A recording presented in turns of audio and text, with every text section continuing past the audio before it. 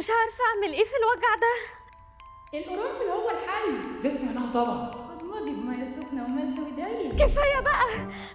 زيزو الحقني، سناني وجعاني، بقيت آكل على جنب واحد، مش عارفة أفكر من الوجع وكده الخروجة هتبوظ. تاني أسنانك؟ أيوة، وما تقوليش دكاترة تاني بدل ما أمسحك. ما أقدرش أعيش من غيرك. هي الخروجة فين؟ في المعادي. طب ما هم هناك. هما مين؟ اللي عندهم الحل السحري. خايف أقول تمسحيني. انسى. طب ممكن تديني الإذن أحمل أبليكيشن؟ اعمل اللي انت عايزه، أنا داخلة ألبس.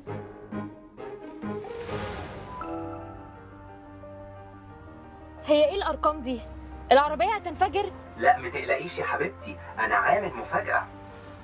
أنا مش فاضيالك، ما فاضلش غير ساعة على الميعاد. هم أسرع مما تتخيلي، في ثواني كل حاجة بتخلص. أصل كل حاجة في مكان واحد. هما مين دول؟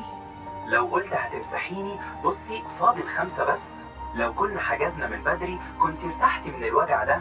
انت لا يمكن تكون ذكاء اصطناعي. ما انا كده عرفت ان هو مع الدكتور، وطبعا مش هروح، هشوف وصفة تانية. ايه ده؟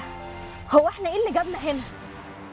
مش مضطرة تختاري جنب يريحك. أندلسية اختيار هيفرحك. انا خلصت كل حاجة وفاضل على الميعاد نص ساعة، اتفضل شوف لي حاجة اعملها. تيجي نشوف عيادة تانية عندهم تجميل للفسفوسة اللي قلتيلي عليها.